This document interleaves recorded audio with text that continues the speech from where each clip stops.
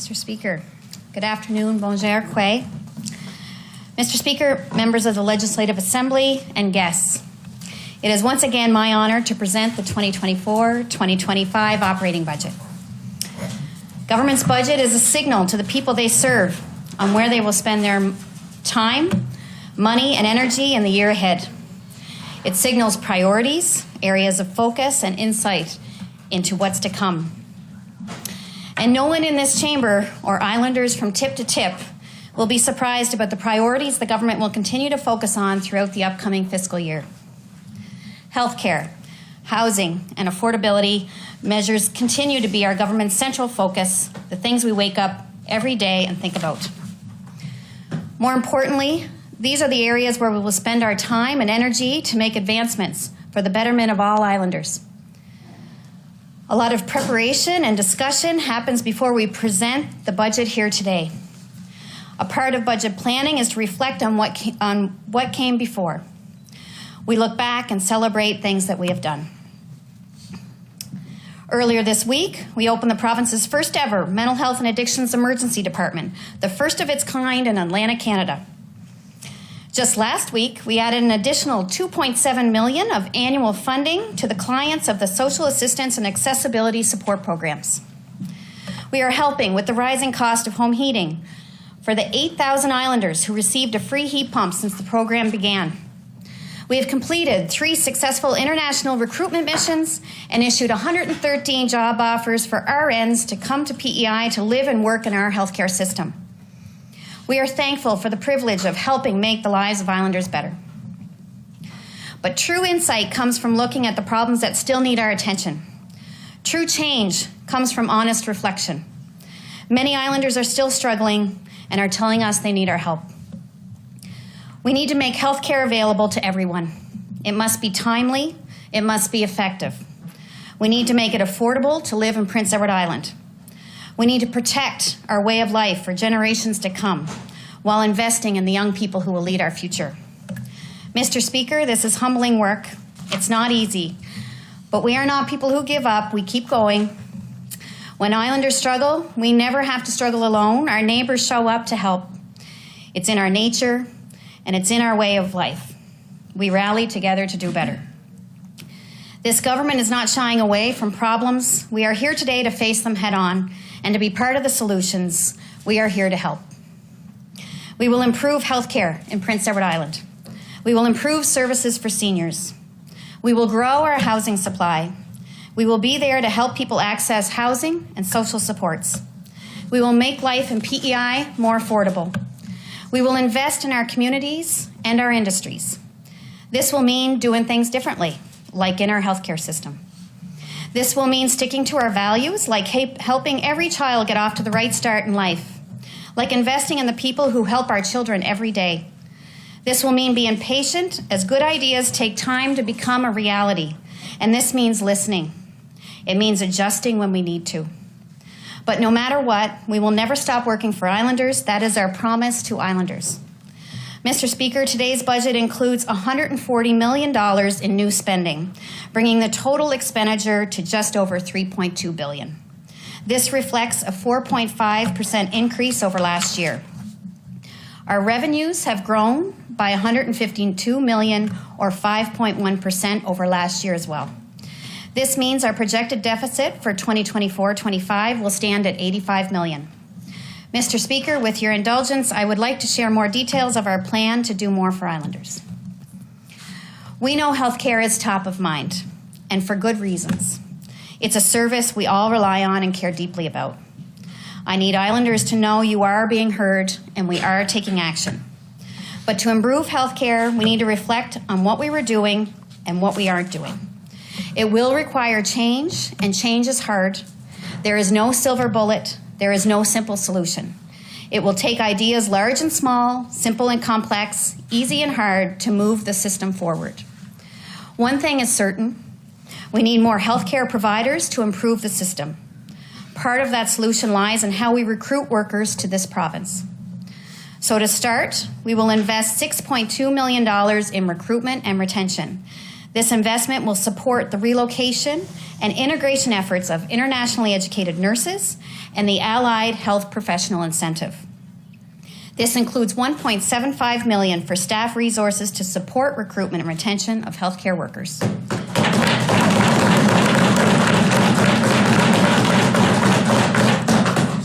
It's been said many times before, and I'm here to say it again, we need to adopt new ways of doing things in order to change our healthcare system.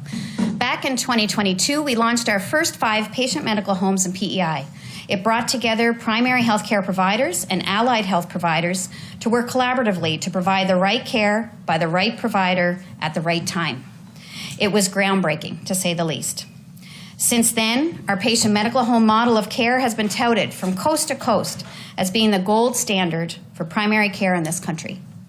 Since then, we've launched 12 additional patient medical homes, bringing the total to 17, with the goal to get to 30 established by next spring.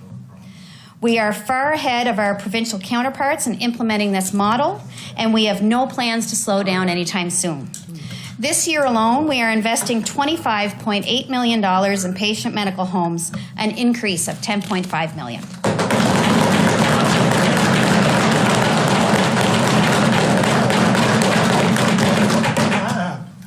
This will allow us to roll out new patient medical homes and optimize existing medical homes to allow islanders without access to primary care to become affiliated in this new, collaborative, and innovative model of care. We have surpassed the halfway point of implementing this model of care. I would be remiss if I didn't recognize the hardworking professionals that have worked hard to establish these homes and the practitioners who work within them. While in preliminary stages of implementing this model, there was a focus of bringing together existing practices to work in these homes. But now we're at a point where we can add new practitioners and focus on expanding care to those who currently do not have a primary care provider. And as our Minister of Health reminds us often, this model of care is key to recruiting new physicians and gives us a competitive advantage to be a top choice for new physicians. In addition, we are investing a further $5.3 million in primary care services. This includes an additional $680,000 in virtual care options for islanders to access care and to use online tools like self-scheduling and reminders. Mr. Speaker, just over a month ago, we officially launched midwifery services in this province, a long-awaited service for many islanders, but it was implemented with engagement and collaborations from all areas of the healthcare system. This year, we will invest an additional $300,000 to enhance the rollout of midwifery services to ensure stability for years to come. In addition, $800,000 will be invested to expand sexual health options and reproductive services. Further, there is an additional $1 million to increase supports for cancer screenings and care.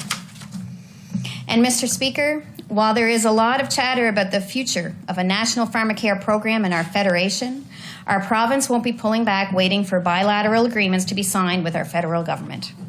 This year, our government will be investing an additional $800,000 to expand the eligibility for diabetes insulin pump program and support diabetes foot clinics, bringing our total investment for diabetes supports and programs to $2.7 million.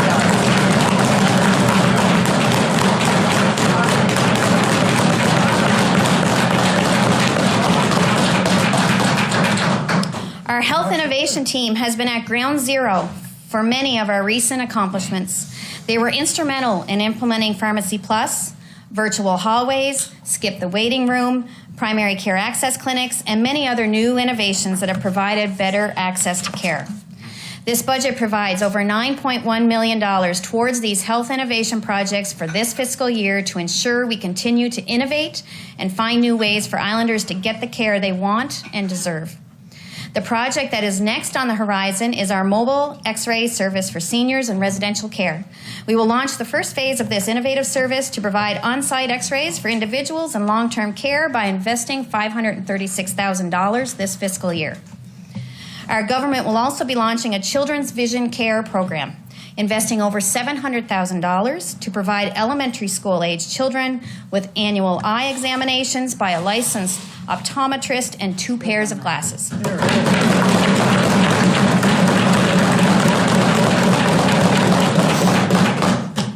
This will build on the ICI Learn program by ensuring children of all ages without private coverage have the financial support to ensure eye tests and eyewear do not become a choice when we all know they are a necessity for those who need them. This program will also help with early intervention and assessments for learning disabilities. Altogether, this budget contains over $16.1 million in additional funding this year for primary care, bringing the total investment to over $58 million, a new record high for investing in primary care for Islanders.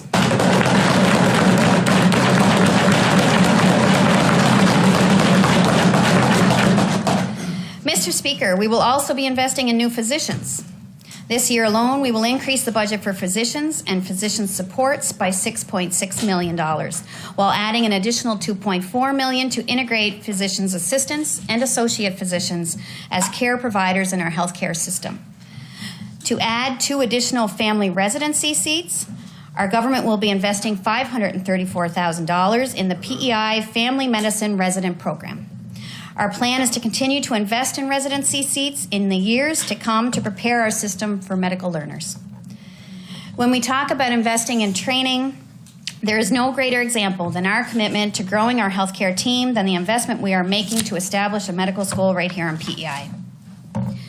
Starting as a satellite campus of Memorial University, this new program will finally even the playing field for our bright young want to become doctors, but at a distinct disadvantage of having a 1 in 11 chance of being accepted to medical school, while elsewhere in the country applicants have a 1 in 2 chance. This year, we will invest an additional $9.9 million for a total of $36.2 million over the next year to have the ability to train doctors right here in P.E.I.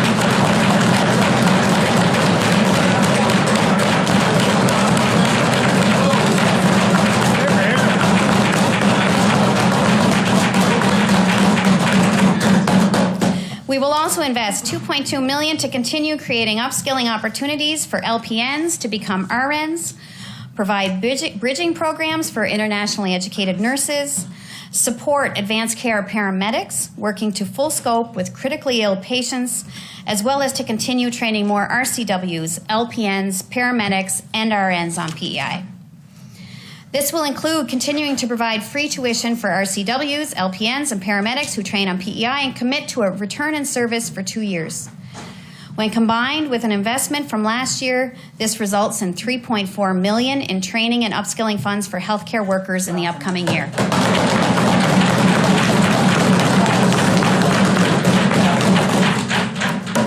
Mr. Speaker, with nearly 36,000 seniors living on the island, making up 21% of our province's population, senior care is a crucial component of the healthcare system. We are investing $4.9 million to continue enhancing and streamlining services for seniors, including programs such as Coach, Care at Home, and urgent home-based respite, as well as supports for an additional physiotherapist, occupational therapist, nurse practitioner resources, and other allied health professionals. In addition, we will be introducing home-based restorative care. But as you already heard, the problem extends past just having services available in the community. The reality is, with our population growth, we need more beds throughout the province. We are working with the Prince Edward Island Private Nursing Home Association to license beds immediately, with a strong focus on decanting our hospitals of those who are awaiting placement in long-term care, which will result in more capacity and better patient flow in our island healthcare system.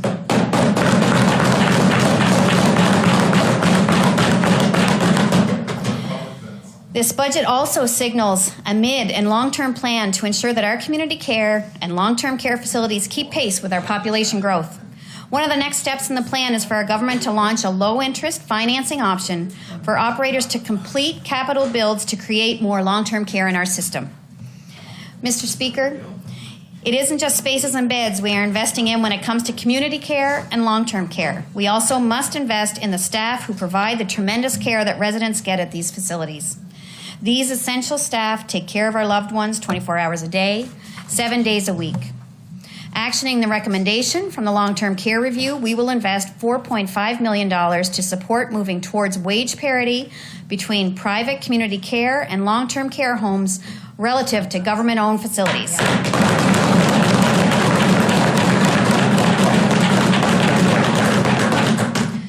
Government will work with industry on a multi-year, phased-in approach that focused on retaining and recruiting staff who provide important care to our seniors. This historic investment will help increase wages for all non-management staff in these facilities, including RNs, LPNs, RCWs, PCWs, program support, cooks, housekeeping, and maintenance.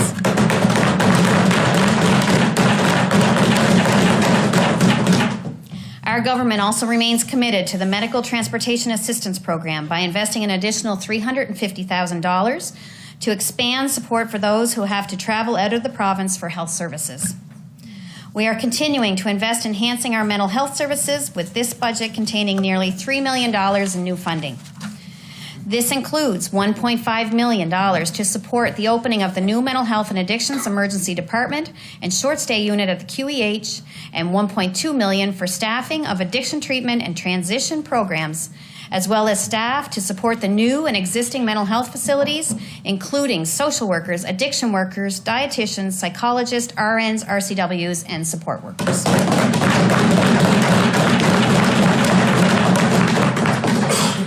Mr. Speaker, these investments are in addition to the long-term investments we made last year and the investments our government has made in the 4 years prior.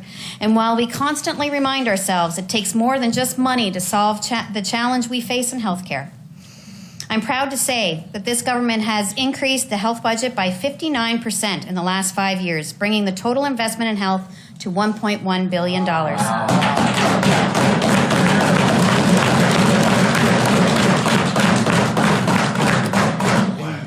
This equates to 35% of our provincial expenditures.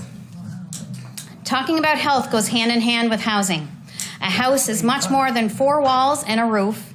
It is a source of security, dignity, and identity. By prioritizing housing, we are prioritizing the health of all islanders and the social and economic well-being of our communities. Just last week, our government launched P.E.I.'s housing strategy for the next 5 years. Mr. Speaker, the strategy is extensive. It speaks to the need to grow our construction workforce. It talks about accelerating development. It talks about adding housing units in all areas of the housing continuum. And it speaks to the need to innovate and do things differently. Here.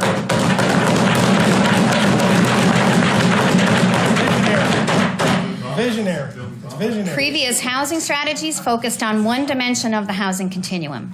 When anyone said the word housing in provincial government years ago, it was always in the context of social housing.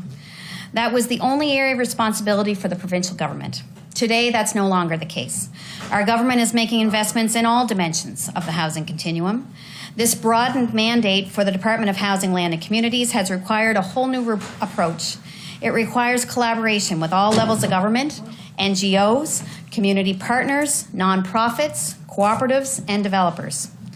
The new approach is built on the Housing First model, a model that focuses on ending homelessness by providing the most appropriate housing option coupled with the most appropriate supports, which will result in the best health outcomes for the individual. And Mr. Speaker, after the recent launch of the housing strategy, now when you say housing in our government, it comes with the acknowledgement that government has a role to play in all dimensions of housing. To best support the development of all dimensions of the housing continuum, it's forced us to develop and launch programs throughout the entirety of the continuum. And like the strategy suggests, we will be investing across the housing spectrum in this budget. To start, we will help islanders most in need by investing $6.9 million to continue providing emergency shelter supports, outreach services, and residential support services in transitional and supportive housing.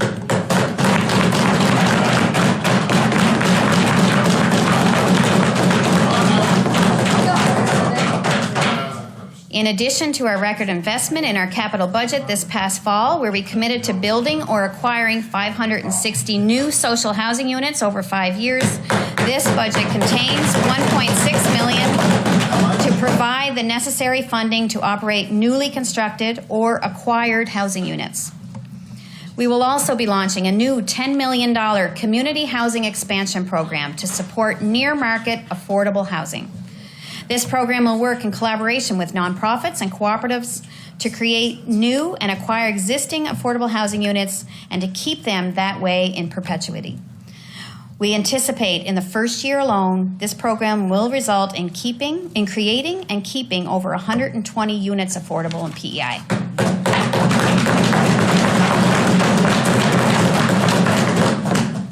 When it comes to supporting market housing, we will continue to offer over $6.7 million in tax rebates for newly constructed multi-unit residential buildings, including rebates of HST and property tax rebates through the Residential Unit Development Incentive Program that provides financial support to encourage the development of new rental units. To help speed up construction of market units, we will invest $300,000 to hire 4 new housing development positions, including electrical inspectors and client services to reduce wait times for building permits. And last, but certainly not at least, I am proud to say we will invest an additional $200,000 to create P.E.I.'s land use plan with a total investment of $450,000 for this upcoming year.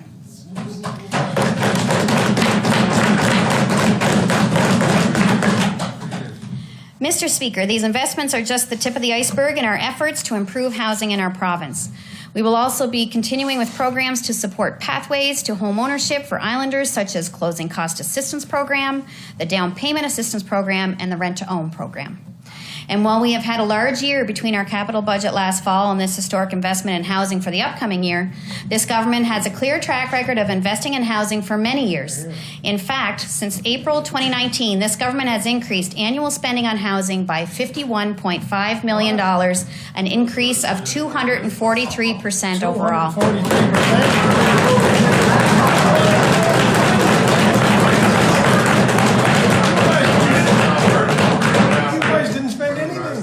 Mr. Speaker, every day Islanders are doing their best to make ends meet.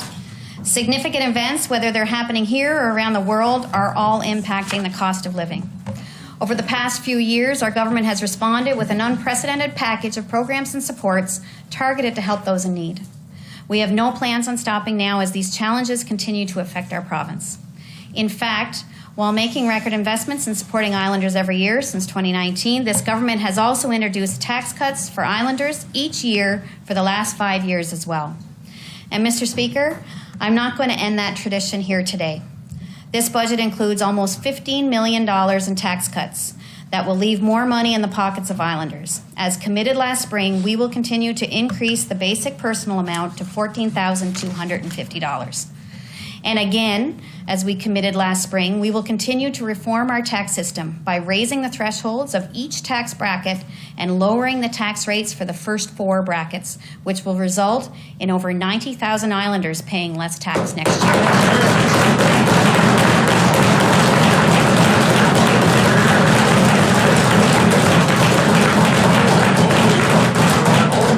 Conservative government. Also, starting in January 2025, with an initial investment of $1.1 million, we will introduce a new P.E.I. children's benefit.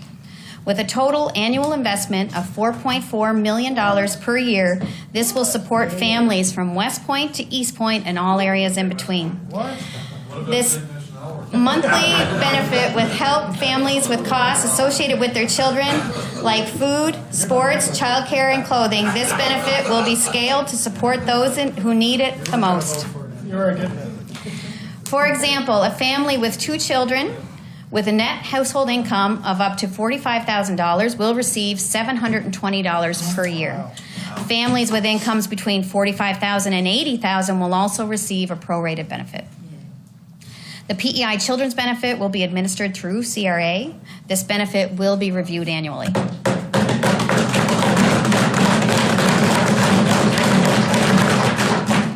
We will also invest $175,000 in kids sport, increasing the income threshold to expand the number of families who can receive up to $600 per child to participate in sport and recreation activities. To help island residents save on home costs and reach our goal of net zero, we will invest an additional $7.3 million in free heat pumps, electric hot water heaters, and installation programs, bringing our total investment in these efficiency programs to $33 million. Wow.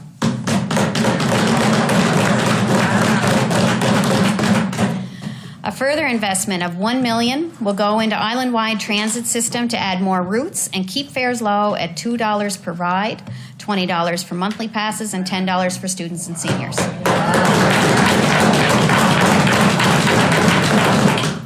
With $3.1 million, we will support the annualization of the increase to social assistance and accessibility support clients. Funding will also be provided for a review of the accessibility support program. To support our nonprofit and community organizations that do tremendous work in communities large and small, rural and urban, the Department of Social Development and Seniors will be increasing operational grants by $1.32 million to support the islanders these organizations serve on a daily basis. To support seniors living in their own homes, we will invest $380,000 in the Seniors Independence Initiative, increasing the annual support to a maximum of $1,800 for practical services like grass cutting, snow removal, and housekeeping.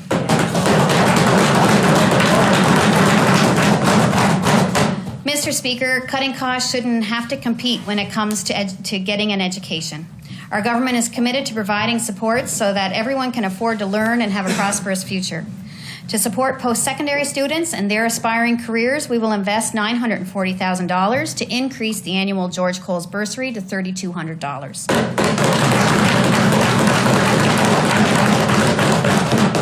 We will also expand this program to include those studying off-island in targeted healthcare training programs. We know when children get the nutrition they need, they can focus better on learning. That is why we are providing $55,000 in additional funding to the school breakfast program and investing an additional $1 million annually to support the Pay What You Can school provincial lunch program for all students in public schools across P.E.I.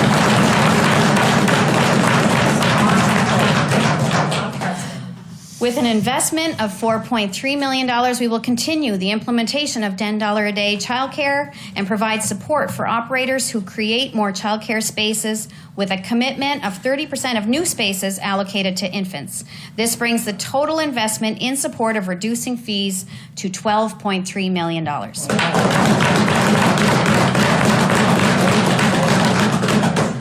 Mr. Speaker, we can't speak about learning without recognizing those who work in our education system. Every staff member at our island schools plays a crucial role in our children's development. We know they need support with our growing population, so we will be investing $7 million to add more frontline staff, such as teachers, school counselors, educational assistants, youth workers, and bus drivers.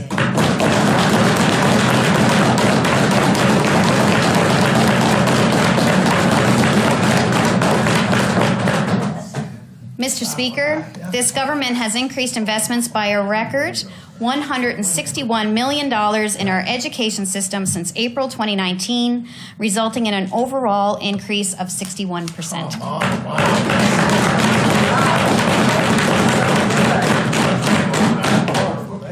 Again, another historic investment in education and early learning in recent history. Mr. Speaker, I'd like to think we're all proud to call P.E.I. our home. I also think it's okay to admit this place isn't perfect and that we have some work to do. With support from the federal government, we will be investing $2.4 million to create a gender-based violence action plan that focuses on enhanced services, resources, and support to people experiencing gender-based violence or de-escalation support to those for those at risk of perpetuating gender-based violence.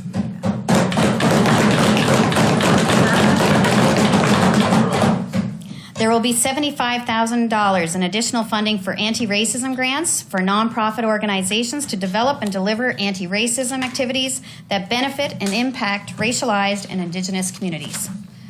We will also invest $773,000 to further build law enforcement capacity to detect and enforce impaired driving and promote awareness of impaired driving harms and countermeasures.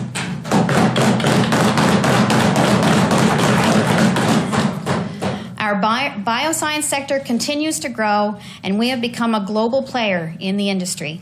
With $2 million, we will continue to invest in this sector through the development of the second incubator space. Support for our primary industries remains strong. with an investment of $1 million to pilot the P.E.I. Agriculture Energy Systems program and create a land purchase support program for new farmers. This investment also includes support for educating our youth about agriculture and veterinary education opportunities, including an additional seat for an island student at the Atlantic Vet College.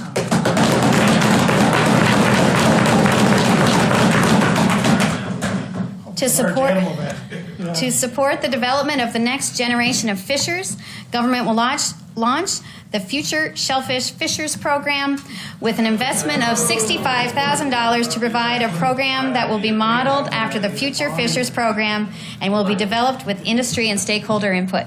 Here, here.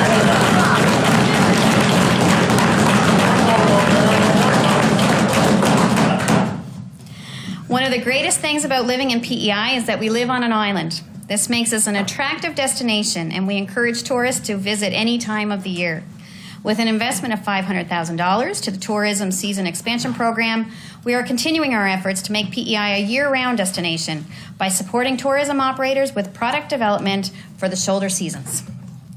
We also learned from Dorian and Fiona that sometimes living on an island can make us particularly vulnerable to the impact of climate change.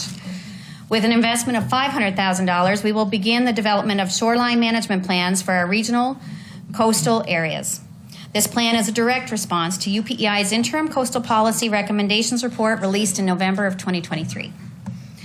Government is taking steps to protect our land. Island Nature Trust will receive an additional $200,000 for a total of $950,000 to support land acquisitions in pursuit of the provincial protected areas target of 7%.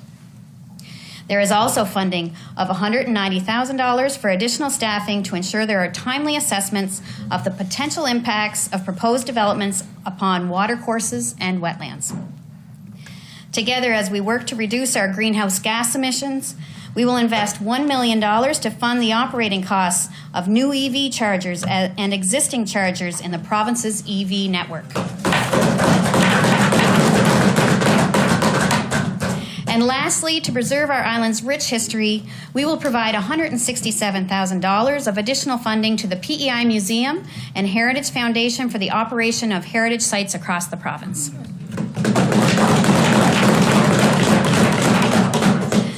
Mr. Speaker, we humbly present this budget to this Assembly for discussion and debate.